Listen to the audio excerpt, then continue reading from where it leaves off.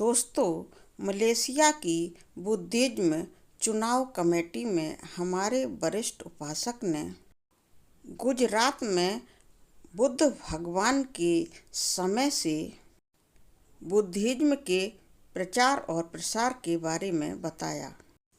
भगवान बुद्ध के समय में ही भरूच में वर्ण पुत्र एवं उनकी माता वर्ण माता भिक्षुणी के बारे में बताया। फिर राजा अशोक के समय में भी गुजरात में एक बुद्ध धर्म की मिशनरी जो बुद्ध धर्म का प्रचार प्रसार करने के लिए आई हुई थी, उसके बारे में भी बताया। आइए दोस्तों, विस्तार से जानने की कोशिश करते हैं कि मलेशिया में बुद्धिज्म चुनाव कमेटी में हमारे वरिष्ठ उपासक ने और क्या क्या विस्तार से गुजरात में बुद्धिज्म के बारे में बताया है। जरा गौर से सुनने की कोशिश करें और समझें। तथागत बुद्ध के समय में ही बुद्धिज्म जो है ना, वो गुजरात में प्रवेश हो चुका था। और हमें भरूच में ऐसे उदाहरण मिलते हैं, जैसे कि भरूच की जो महिला जो थी वड्ड माता, उसके पुत्र का नाम था वड्ड, तो उसकी वजह से वड्ड माता के नाम से वो इतिहास में जानी गई।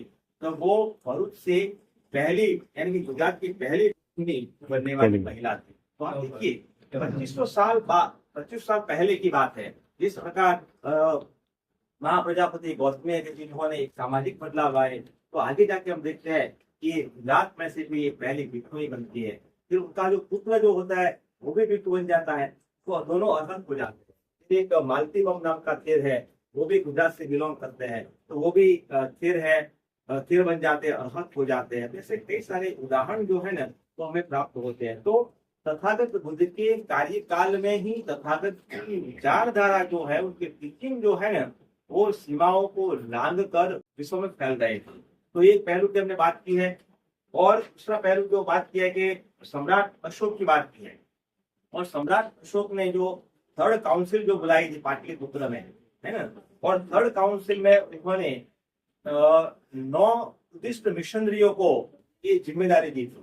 9 उन्होंने कमेटी में डिसाइड किया, और 9 जो बुद्धिस्ट मिशनरी जो थे, यानी कि महाथेर जो थे, स्थविर जो थे, ऐसे वरिष्ठ भिक्षु जो थे, और उनके साथ साथ 5 थेर भिक्षु थे। तो करीब करीब ऐसे मान लो कि 6 लोगों का एक ग्रुप बनाएगा, और ऐसे ग्रुप बना के विश्व में भेजा। और ऐसे एक जो ग्रुप जो था ना, योन दम रखीता नाम के जो बुद्धिस्ट मिशनरी थे, उनके साथ अन्य 5 थेर भी गुजरात में आए। और कहा जाता है कि दीपवंश और महावंश में भी लिखा हमें प्राप्त होता है कि योन दम रखी के प्रयासों से गुजरात में उस काल में, यानी कि 2300 साल पहले की बात कर रहे हैं, अशोक के समय की बात, 2300 साल पहले गुजरात में 37,000 people adopted Buddhism before 2,300 years back. So that was a marvelous social and cultural change that was done by Dhamma. So it was a victory of Dhamma, not the victory of person, but it was a victory of Dhamma and the victory of teachings of Buddha. तो ये बात हमने वहां पे रखी। फिर Modi dynasty आती है, मैत्रक डायनेस्टी आती है। तो वो सब मैत्रक डायनेस्टी जो आती है, मैत्रक का, तो वो यानी कि बुद्धिज्म को उन्होंने बहुत ही पैट्राइज किया था, राज्यश्रय दिया। फिर ग्रीक राजा मिनेंडर जो थे, उनके कई सारे सिक्के जो है वो गुजरात में से प्राप्त हुए हैं। और गड़िया डूंगर, भरूच का जो है गड़िया डूंगर, वहां पर भी उन्होंने एक शीश स्तंभ बनवाया है, 11 इंच का शीश स्तंभ, लायन। जिस प्रकार सारनाथ में सम्राट अशोक ने जो लायन कैपिटल जो बनाई, उसी प्रकार मिलेंदर राजा जो ग्रीक राजा मिलेन जो थे, उन्होंने भरूच में ये जो है रैली जो है ना, वो बनवाई थी।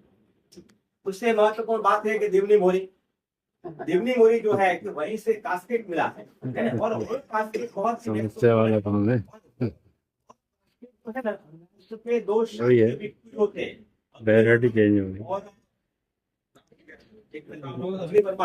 तो 2 शाक्य भिक्षु उनके नाम भी डिस्क्राइब किए हुए हैं। और प्रतीक समुद्र जो तथागत बुद्ध ने पहला जो धम्म चक्र प्रवर्तन किया, और वहां पे जो और प्रसिद्ध सुबोधपाद की जो देशना जो दी थी, यही सिद्धांत जो है ना वो कास्केट वैली जो है उस पे अंकित किया हुआ है और वही कास्केट में दफन की अस्थि भी है, जिसको एक्सकवेशन जो है 1960 में एस.एन. चौधरी आगे बढ़ा तो और आर.एन. मेहता जो आर्कियोलॉजिस्ट जो थे उन्होंने उसका एक्सकवेशन किया था।